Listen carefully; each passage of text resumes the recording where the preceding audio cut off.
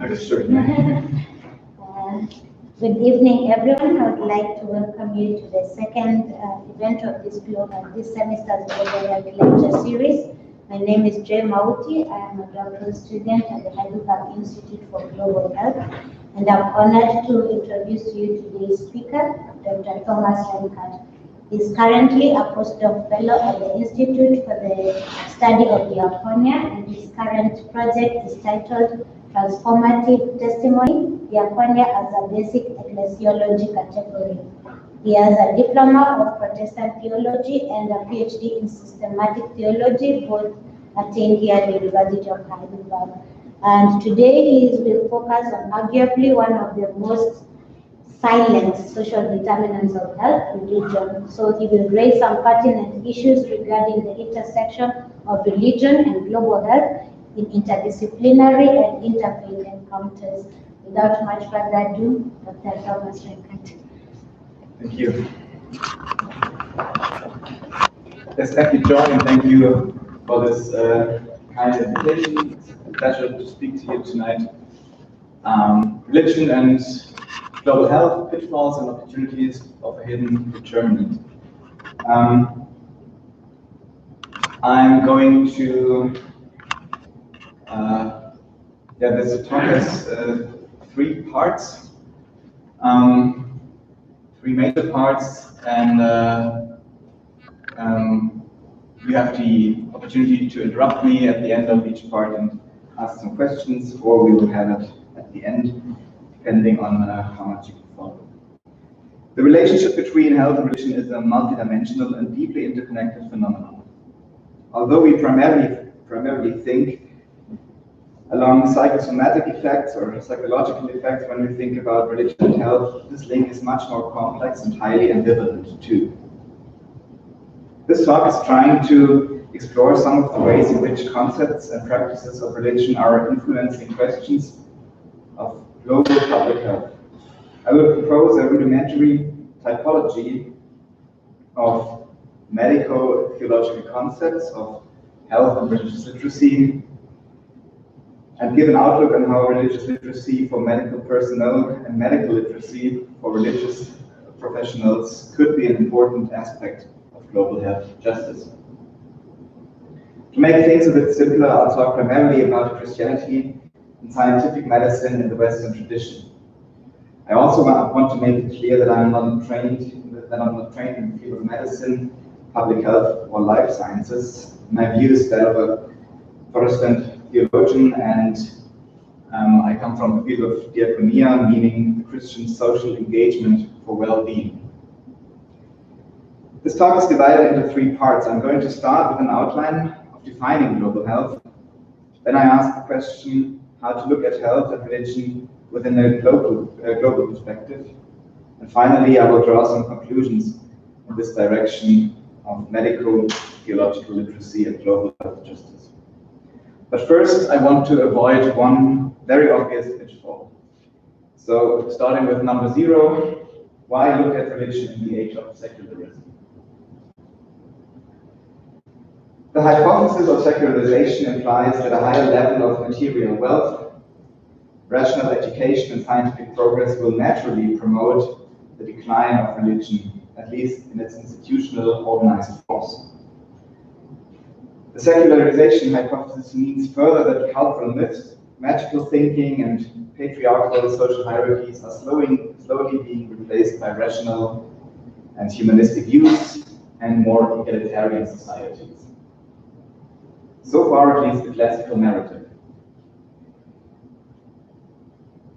Global developments since the end of colonialism, since the fall of the Soviet Union, and since at least 9/11 paint a very different picture.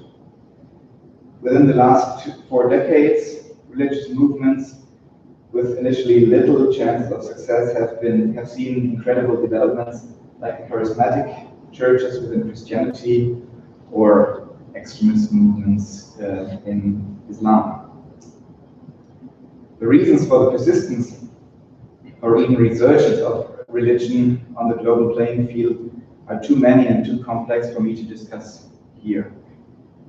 I just want to remark that these developments have long histories, even if this seems counterintuitive from a Western European perspective.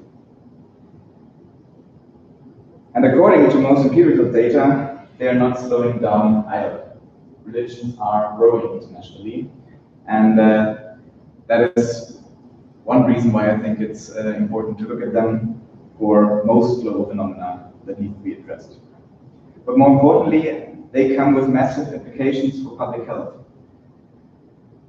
We can now all think of some examples. We can think about reproductive health, women's rights, we can think about superstition, discrimination, stigmatization, but also faith-based or faith-inspired organizations that provide health services around the globe. The effect organized religions, personal belief, and practice spirituality have on sense-making and coping, civic and volunteer engagement for well-being, as well as shared values within and across cultures can hardly be overstated. Religions share, across their differences and different faiths, a number of interests like family and tradition, society and politics, or values in general. In my view, religion or religious literacy should therefore be a part of our perspective on global health issues. And here it's interesting to note, I checked this, I looked into several books, that most introductions to public or global health mention religion only very much in passing, as one cultural factor among others, among different other factors. So far, at least my perspective. But even if the secularization hypothesis has to be adjusted, one underlying implication still comes into play from a medical perspective. That is, that natural science and religious or spiritual matters are incompatible with each other, and that thus religious worldviews need to be pushed back in order for scientific medicine to be successful in the end. I'm not going to propose an argument against this hypothesis here, and I don't think there is a good argument. This is a valid view that people can hold and do hold. I'd rather like to introduce the small notion that whatever the long-term arrangements between religions and science on the global scale may look like, thinking in centuries, for the time being, religion, spirituality, personal beliefs, and shared myths, shared stories, convictions, and expectations will not be going away anytime soon. So for any endeavor to provide public or global health services, I think it's important to at least acknowledge the fact that religion is there to stay for the time being. To provide healthcare effectively and sustainably, it would make sense for medical endeavors to work with religion and not against it. The following main part of this lecture can be read as an attempt to come to a more cooperative understanding of the relationship between health and religion. What is global health? The term global health has seen an increase in impact on the health discourse since the 19th, finally surpassing the phrase international health in about 2005. And for the last 10 years or so, one of the major questions has been how to define what global health entails. And I'm sure you've all heard different definitions in your studies and seminars and so on, so I'm not telling you much new here.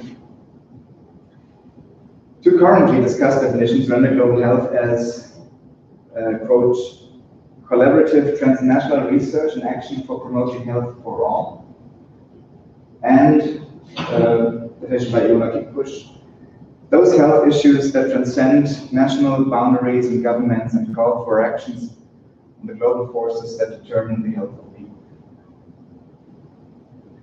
What is interesting here, in my view, is that both definitions include the idea for public health and health justice, as well as international collaboration and ethical implications. Similar to the Alma-Ata Declaration on Primary Health Care from 1978.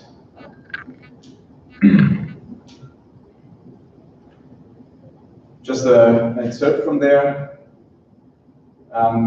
Statement number 2, the unacceptability of health inequalities, especially between developed and developing countries. 3, the necessity of economic and social development for health. The right and duty for lay participation in planning and implementing healthcare. The responsibility of governments for providing primary healthcare and for measuring health and social well-being. But then also the need for international cooperation for health and the need for better use of the world's resources and the policy for peace and disarmament. Again, you know these statements. Interesting is that the further down we go, the less it has to do with actual health issues, much more with other questions. Apart from this observation on moral semantics and cooperation, it is interesting. So yeah, what I want to say is that the definitions that we just saw of Bigelow, Bonita, and Kickbush also talk about this transnational research and action collaborative, the health of people, health for all, things that have been at the very early stage of the development of the WHO. Apart from this observation on moral semantics and cooperation, it's interesting to note that other authors explicitly don't define global health, but rather describe it. Here's another longer quote from Detzels. The scope of public health is vast and continues to evolve rapidly, seeking to address daunting challenges to health in the 21st century, while seizing new opportunities for advancing the well-being of the peoples of the world.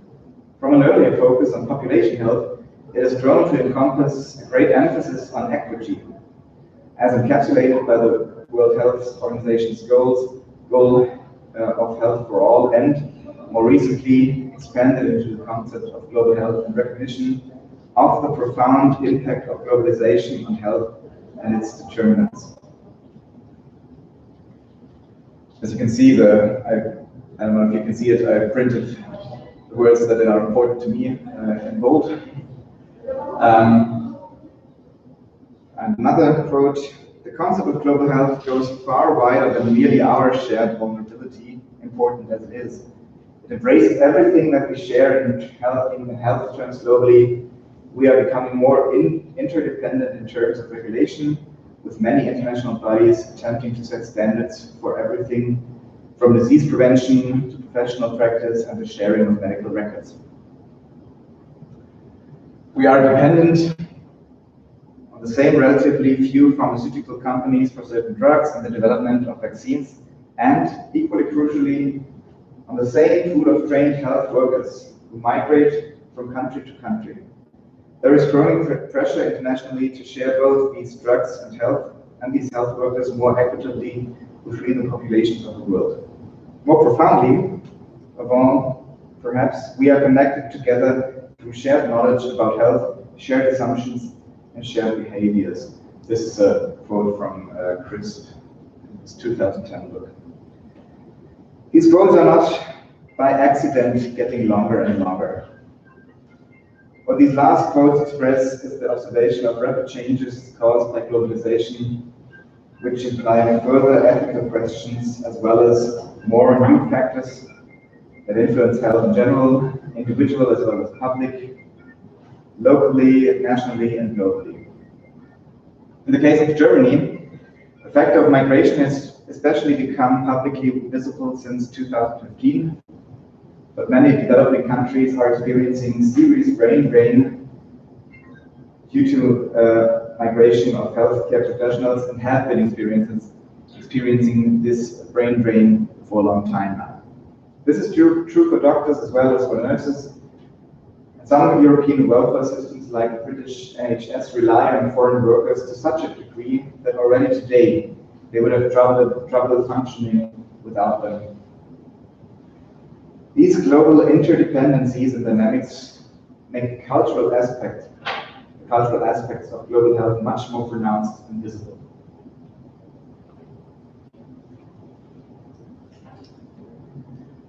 How to look at health and religion within a global perspective.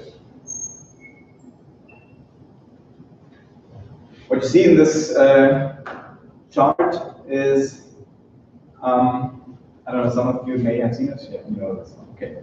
So you see different factors that influence health and healthcare provision. And I want to build on top of that and say that the relationship between religion and health is multidimensional. We could focus on individual well-being and personal spirituality. So we could focus on the innermost circle here and just where health factors are in play, just add some religious factors, personal preferences, personal spirituality, and then go along these circles and add more factors, or we can try to come up with a more powerful concept. We could talk about societal attitudes and cultural values that connect them both, or we could focus on mediator variables like economic, political, educational factors, and so on that play a role here.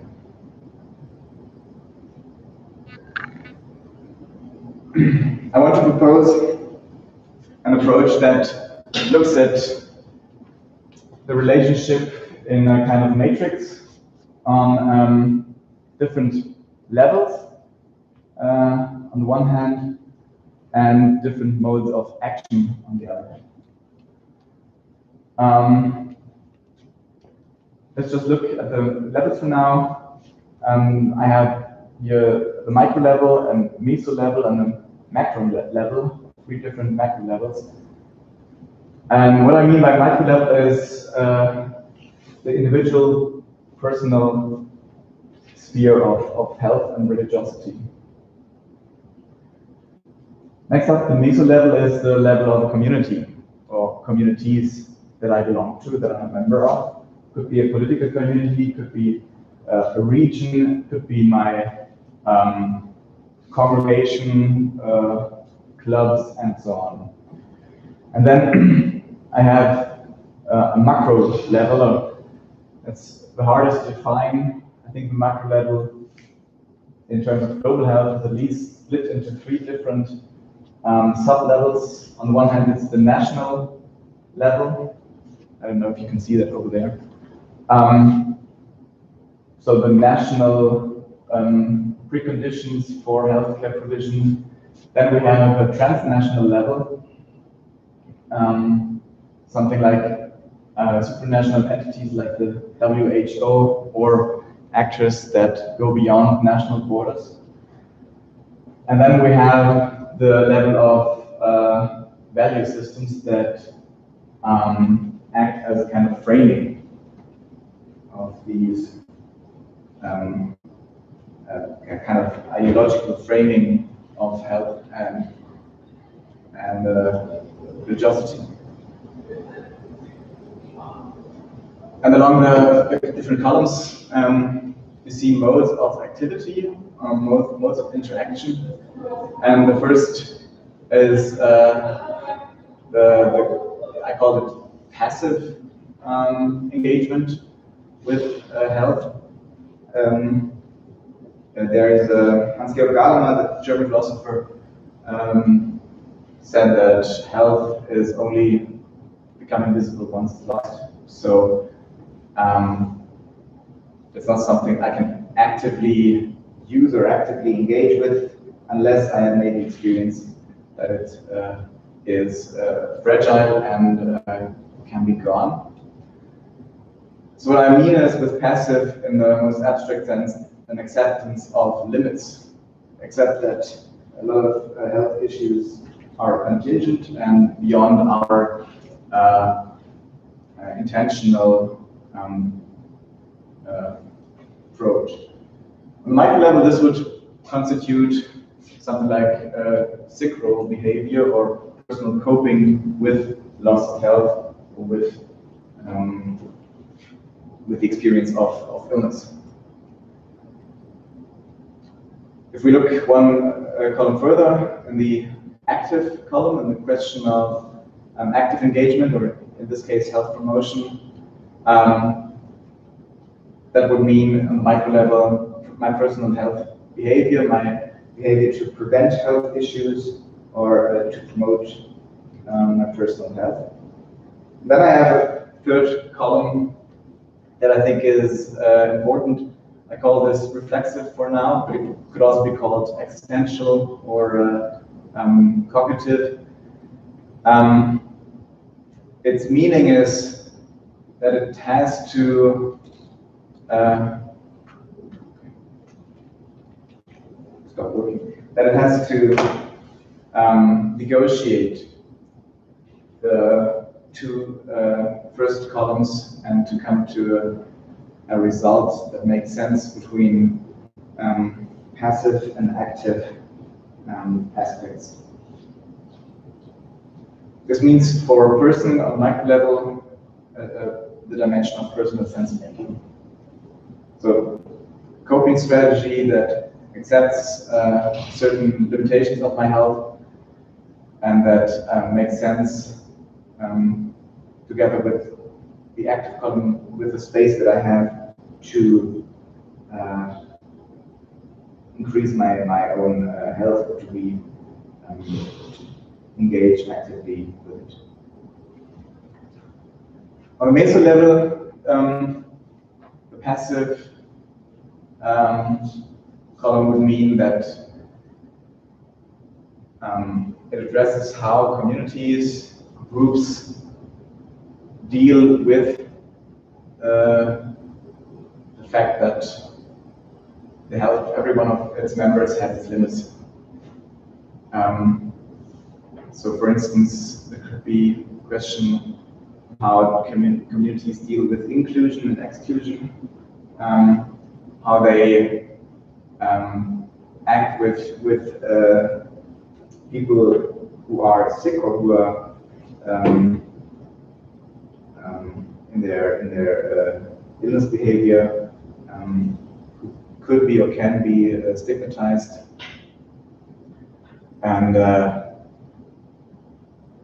on the active column, it would mean what do communities do to actively promote health.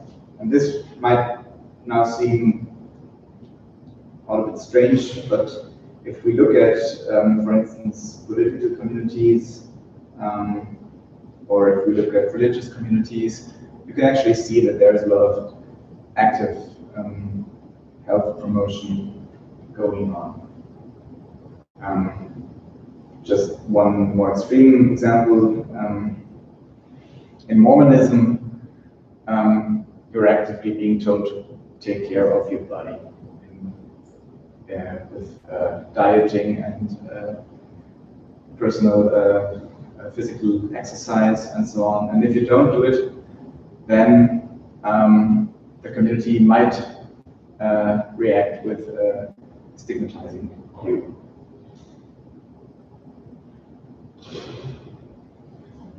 The question is then, on the local level, on the meso level, how local forms of reflection could work, how groups reflect that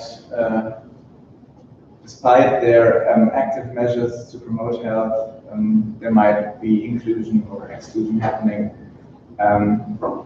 People might still be getting sick.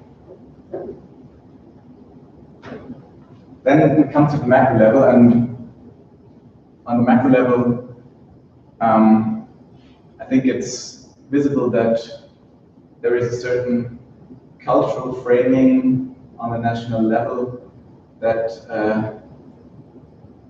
tells you how to deal with health or with sickness. There are studies that show that this actually informs different welfare systems in different countries. If you look at Scandinavian countries where welfare systems provide a high level of health care to everybody, and compare that with liberal healthcare systems like in the United Kingdom or the US, then you can see that underlying these actual policies, there are different assumptions on how these different cultures deal with health and sickness.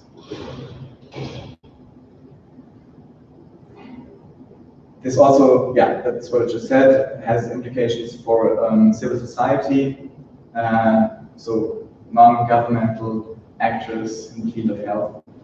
And the question is here, on the reflexive level, how does public discourse happen? How are these different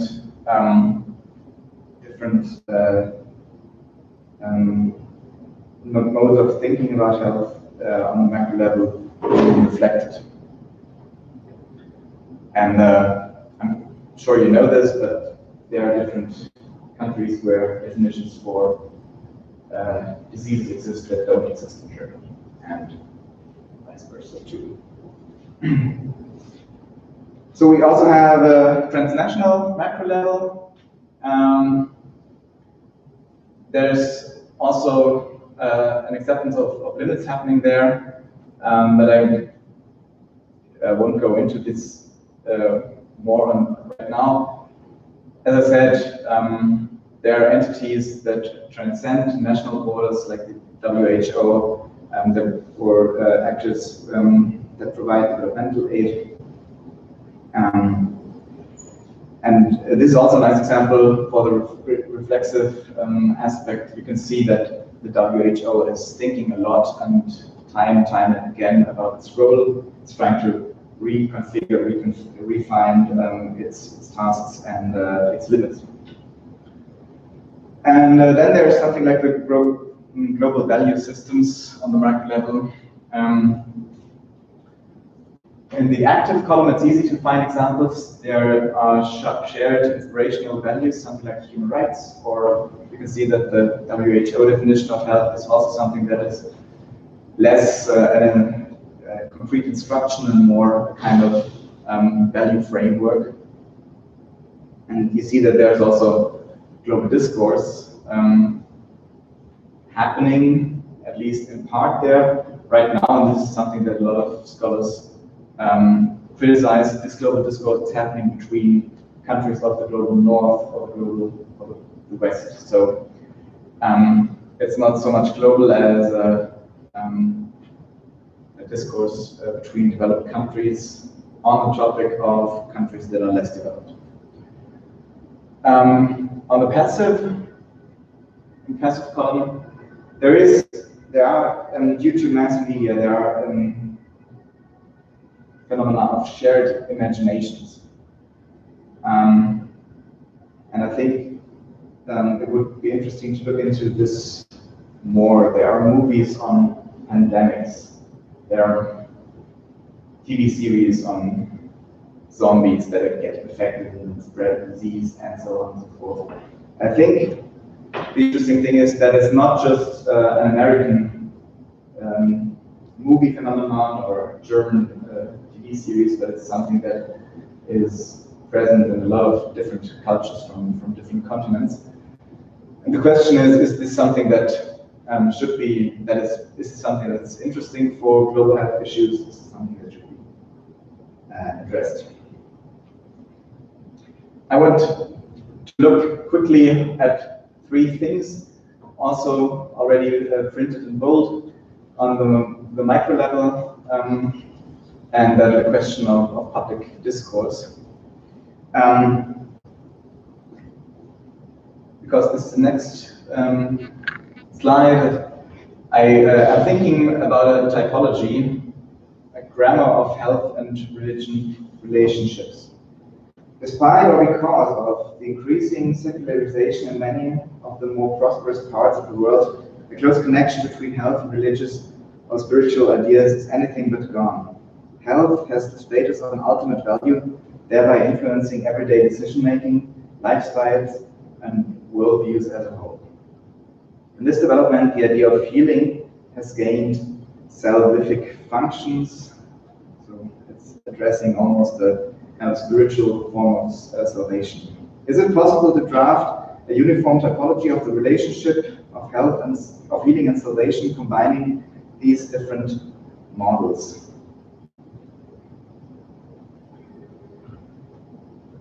And so there are basically four modes of thinking about the relationship between healing and salvation. So medical problem solving and religious problem solving. The first would be healing through salvation. Healing through salvation means that religion is seen as a vehicle for well-being. The work of faith healers or congregations praying for the sick members are possible forms of this model, where health status and spiritual or religious status are inextricably linked. In a more pronounced interpretation, the notion of healing through salvation implies a causal chain between a person's religious capital and his biological or financial well-being. The second one would be the opposite, salvation through healing. Salvation through healing is the inversion of the first model. Let's see some models. A moderate form of salvation through healing exists in the form of religious engagement for society as a whole, e.g. in the provision of health services or in communities where care for a healthy body is viewed as a form of divine service. Here the idea of salvation accompanies the healing practices or constitutes their foundation. So this is something that you see in the, I don't know if you can read it, first two models, model 1 and 2. The first would be salvation causes healing. Healing indicates a religious status. So if I pray to God, I might become healthy again, for instance. The second model would be the opposite. Healing causes salvation. Salvation indicates healing. That's something that you see with the phenomenon of healthism or the medicalization of a lot of parts of our lives that would have been perfectly normal just a couple of decades ago. Models 3 and 4 are healing as salvation or salvation as healing. In the more extreme forms, models 1, healing through salvation, and 2, salvation through healing, take the form of models 3, healing as salvation, and 4, salvation as healing. And in both cases, the essential tension between the physical and spiritual is eliminated by the adoption of a dichotomous worldview. And so, for instance, for model 4, for a possible fundamentalist view on medicine, it would be that the reliance on secular medicine would be viewed as a lack of faith. And this might seem a bit abstract now, but actually these are all models that I'm sure you have also encountered in your practice or in your everyday life. We can view more of these. Model 5 would mean that there is that a bad health indicates a low religious status, so that from the state of not being saved, and your physical health also declines. You're being punished for your sins. And model 6 is the inversion of that. It means that no, your low physical status actually implies a high religious status.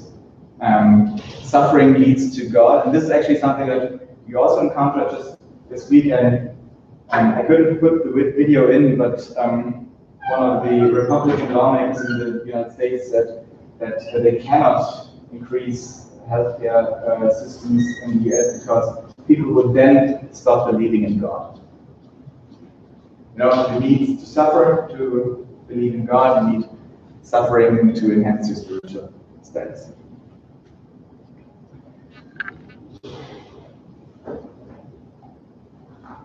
So how to reflect on these different attitudes towards health and salvation?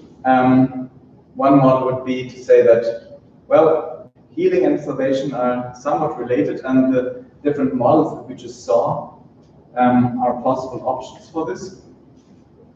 Or the other option would be to say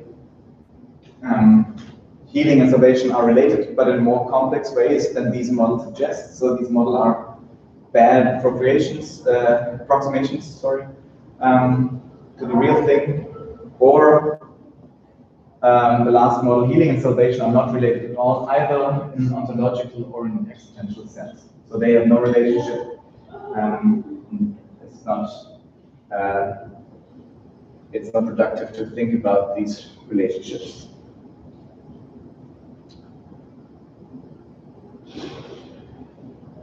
So the interesting thing for me now comes at the macro level.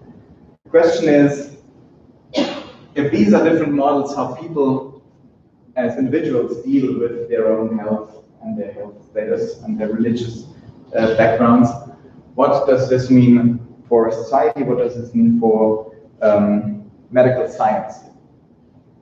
And I have two hypotheses here. The first one would say a patient's personal belief about the general relation of health and salvation influences this patient's belief about its own health and religious status. And I think this is something that probably most medical professionals would agree, that there is a kind of psychological or psychosomatic dimension to this. The second hypothesis would mean that a patient's personal belief about his health status influences this patient's observable health. There is, in the literature, that there are models that try to take account that apart from my subjective experience and subjective emotions and the observable objective health status, there is also a middle ground, subjective, or ground that reaches into both internal and external aspects. But the important thing for me is the conclusion.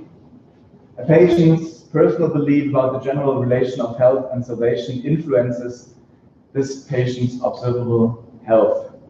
This view combines understanding ontological as well as causal aspects. So,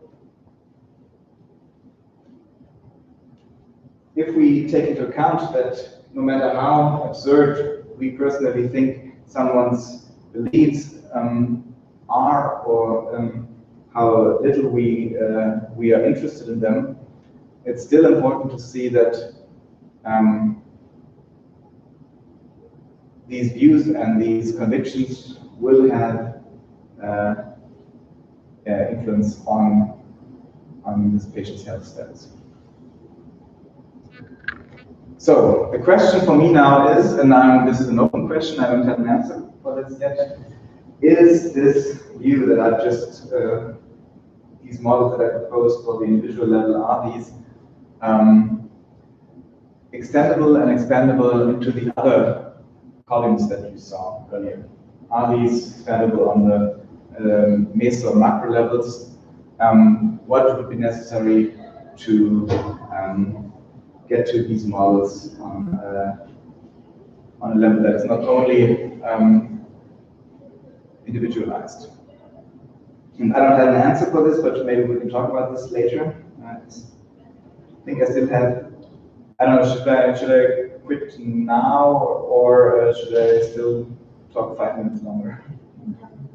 5 minutes. Okay, all right. Of course, there's direct impact of religion on public health, on global health issues. We have in almost all major religions rules for hygiene or rituals for hygiene. We have burial traditions. We have food taboos. We have certain diseases that are full of religious connotations. We have mental health issues, and we have aspects of communal coping or communal framing. So, for instance, if you lose a person that is close to you,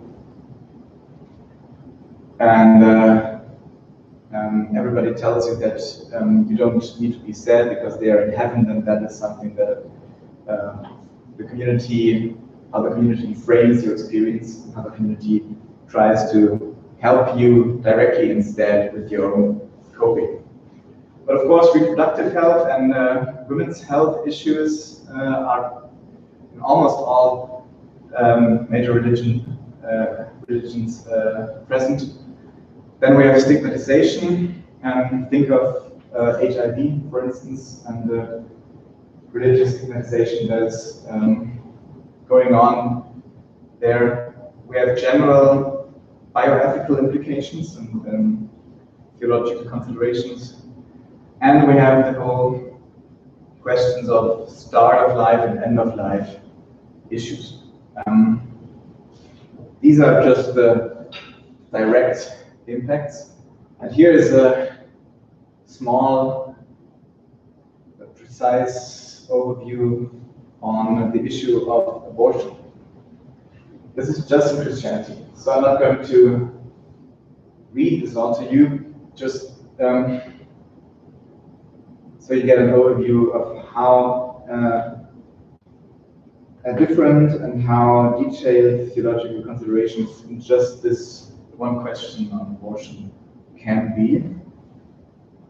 And outside of Christianity, it's also Judaism, Buddhism, Islam, Hinduism. It's also, of course, present. And the question is now, if this is for every one of these direct influences that religion has on health, how do we get to a picture that's kind of fair to the different religious traditions? There's also the indirect impact of religion on public health. Of course, politics and policies in general, traditions, customs, societal structures, and value systems. As I said in the beginning, the relationships between religion and health are highly ambivalent, and I've now focused on things that are probably more negative, but then there's also the potential for activation and inspiration in different religions. And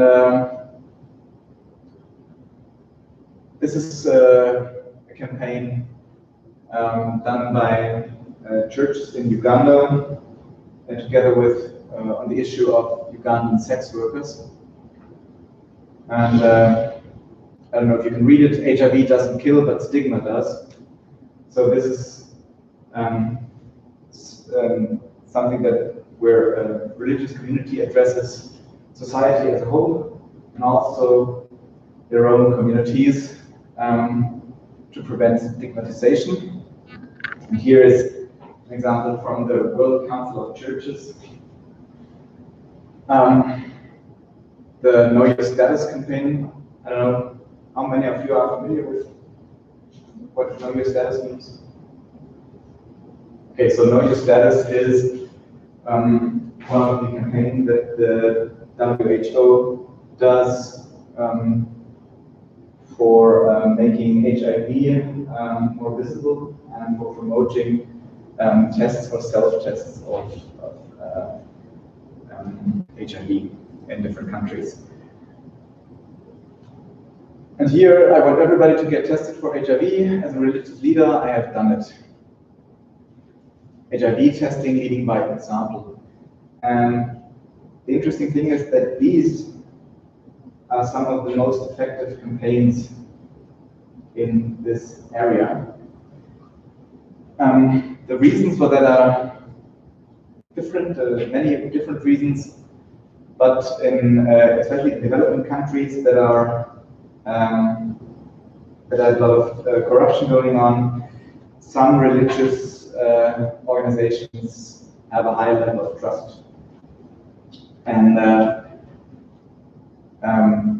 religious leaders function as role models, so that people, when they see, well, actually somebody who I hold in high moral regard, I would never think that they would betray their spouse or something, they go and get tested, then that's something that I can do as well. The interesting thing is that there's an example from Sierra Leone, and in some countries it was successful to get more different leaders from different religions into the vote to do this campaign, and you see there on the top Catholic bishop, and on the bottom you see a Muslim leader. But also Hindu leaders are also part of the this particular campaign. On Diwali, let us all pledge that by this World AIDS Day we will all know our HIV status. So, more examples. Religious leaders preach in a temple, in a mosque, and in a church. They are a role model for others, such as students. I recommend people to go for a test as a religious leader. You should talk about it more. As Hindus, we are silent about it, but you should come out of it. When you are preaching, you should talk also about testing. I recommend everybody to have a test done. This is from Kala Fatamia, Hindu Council of Kenya. Just some quick examples. And I also had other examples on the more recent case of Ebola, where you can also see that not only the attitudes towards Ebola are interesting, but also how the different religious communities responded to this health crisis. I won't talk about this more, but just this is my last slide.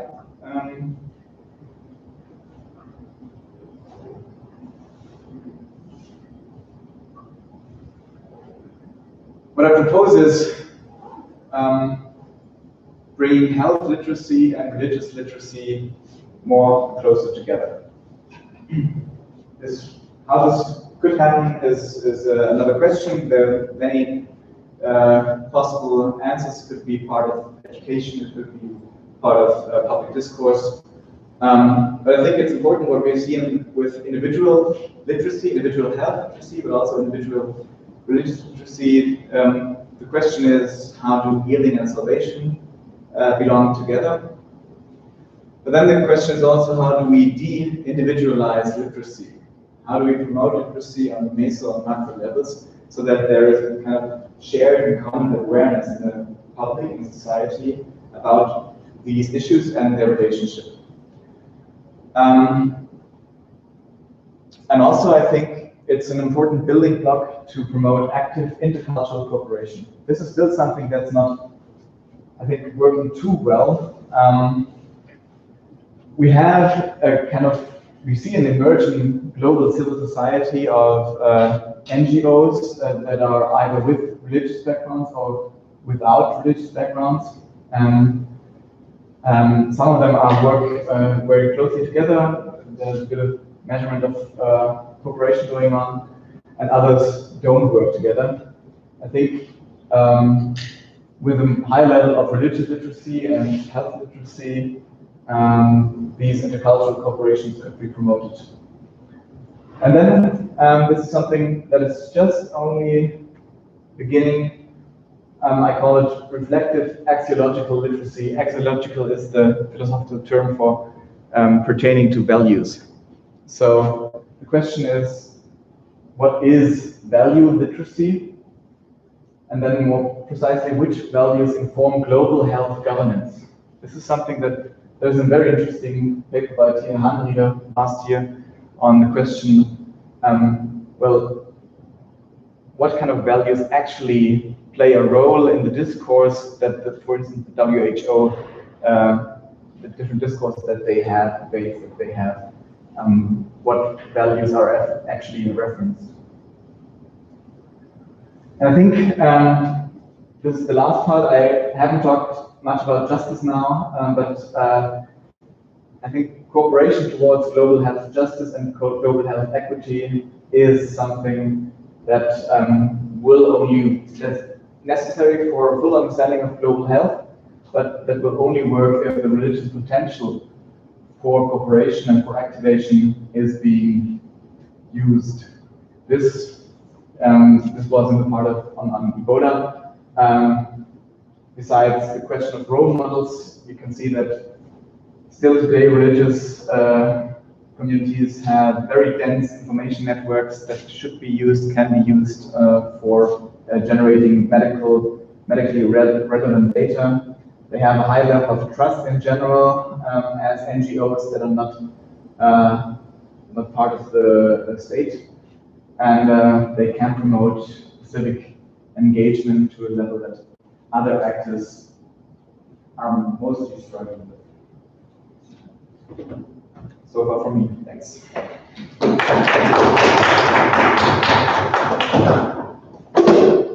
Oh yeah, I do have one very last slide with further literature. These are 5 books on this topic, all in the last couple of years. So I don't know if you want to look that up, you can take a picture of that slide. All right. Yeah, so we have a few minutes for a few questions. Anybody has any questions? Thank you so much for this very interesting.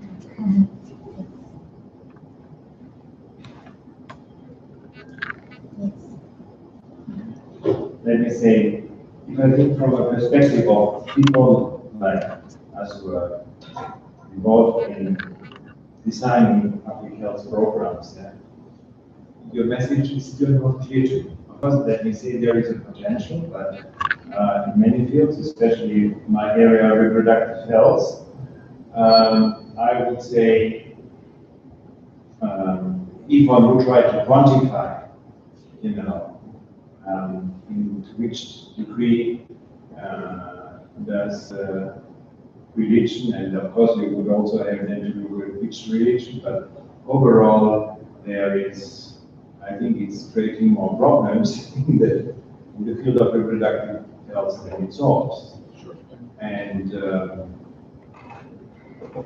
yeah, I think it's also then a difficult, let me say, political decision here, how you intervene with reproductive health interventions in the field of HIV, in the field of unwanted pregnancies,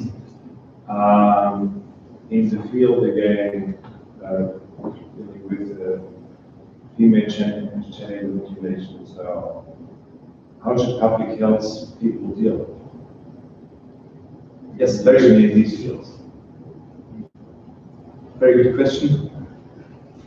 So my message is not that, I hope that was clear, that religion is some kind of universal answer, or just to bring more religion into the mix. I try to say that I think, especially for these ambivalent issues, so where you say in your field it's creating a lot more problems, religious literacy would be perhaps an interesting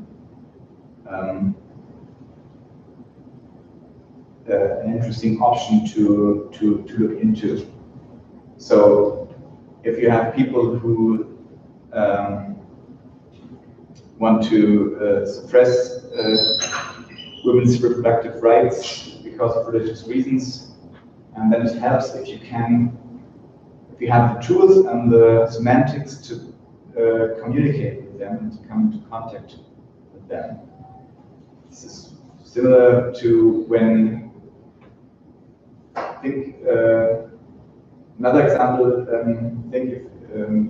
imagine you are a pastor in a congregation, that it helps if you know a little bit about medicine or mental health, to be able to say, well, actually, in this case, I can't help you anymore. This is something that a medical professional should look at.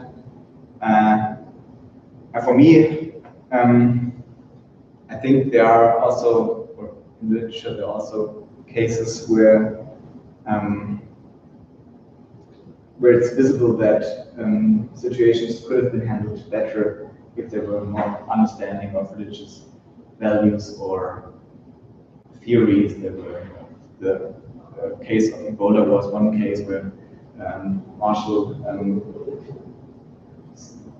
gives some examples of how communication could have been much better, and a lot of the fallout of the crisis could have been prevented if medical teams and religious groups could have communicated more efficiently together. So I'm not saying, I don't know, of course, FGM is a very difficult topic in this regard, but it would help, for instance, I think, to speak to religious leaders in such a case and try to come up with better theology. So that's not something that healthcare professionals have to do, but something it would help if we could at least communicate in a more productive way. I know this. Thank you for the presentation. I think that the topic is it can be quite complicated and difficult, depending on where it's standing. But I was kind of relieved that compared to other places that being on where religion and health is being discussed, sometimes there's so much focus on one thing, for instance, the Islam crisis, but as a quick follow-up to Profian's, we sometimes confuse something that's a religious practice or something that's a cultural practice. Yes. Largely, it's my understanding, FGM is a cultural practice. Yeah. It's not a religious practice. So it doesn't quite fit as an example where religion is being problematic with reproductive health. And there's also the issue how if we dialogue properly with the other side. Yeah. For instance, for me as a clinician, there's been situations where people are making decisions that I clearly know are detrimental based on my book knowledge, based on research, based on popular opinion within my field of study. And I have to meet them halfway. A lot of times, I think when it comes to the issue of religion and health, we tend to dismiss people very quickly. They don't get it because they don't believe. It's a difficult conversation, but I think that a lot of times as clinicians, we meet people halfway. Yeah. And we have a sensible conversation with them without talking down to them. Sometimes we talk down. Yeah. And then they even bring their defenses higher, and then it makes it difficult to get any information across. For instance, where I had a patient who wanted to seek spiritual care, but had huge medical problems. So I said, okay, go to your prayer house, but I'll talk to your pastor. So we get you back once a month. So you take my medications and you go to your prayer house. So sometimes that's a good middle ground. And I also, like I said, it's usually like a spectrum of beliefs. So I'm a Christian and I do to some extent believe that salvation has something to do with my health. But it doesn't mean that I don't take painkillers when I have pain. I take painkillers and I pray. So sometimes there's still some of us who believe some of your MA models, but at the same time, we still believe that knowledge comes from God, and if knowledge comes from God, every other thing that's a product of scientific knowledge came from God. So I can benefit from both sides. So it's not everyone that just goes, I'm religious, so salvation equals health, and if I don't have salvation, no health. A whole lot of people actually in the middle. Of the continuum. The problem is just how the communication goes from the purely scientific end to the purely religious end.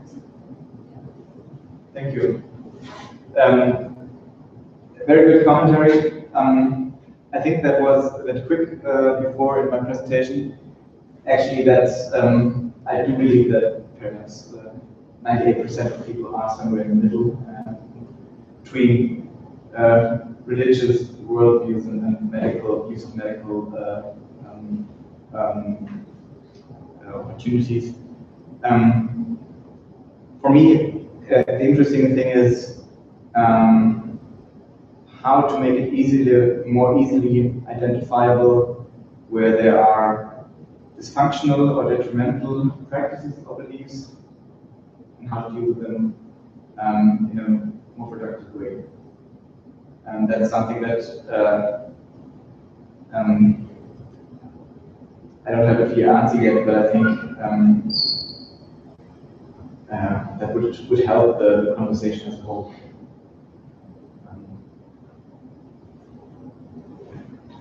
There were other hands up as well. I just have something else to add, especially that actually associated with the two previous comments.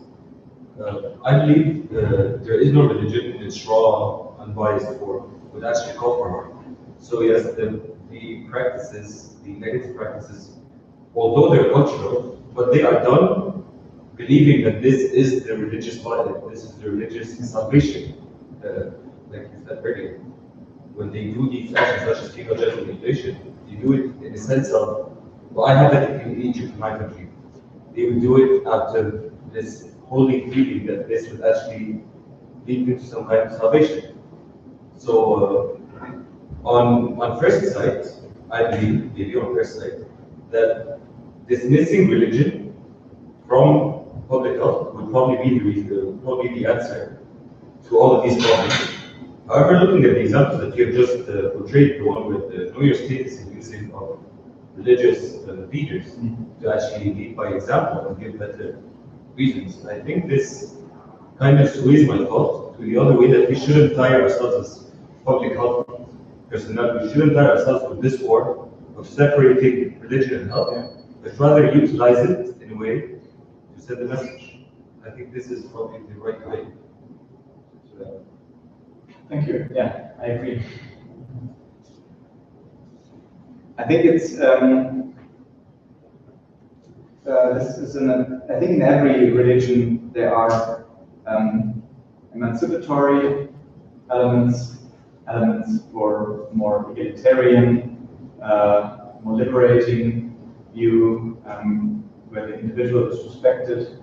But there's also the opposite. There's also the hierarchy and where the community makes decisions that the individual wouldn't do for him or herself, and so on. And I think it would be interesting to have better theology in these cases, right? And I think it would be interesting to have a scientific view that at least recognizes what is going on behind the scenes, at least to a certain degree, and to have a dialogue about this. I think that's something I would like to propose. Any final comment? Okay, so thank you so much for coming. Thank you very much. So we'll have our final lecture on 10th of January, and it's the health status of German repatriates from Russia and the implications for migrants' health in general. So, is any student here for the Valpark track? No. Okay. And thank you very much, and have a great evening. Thank you.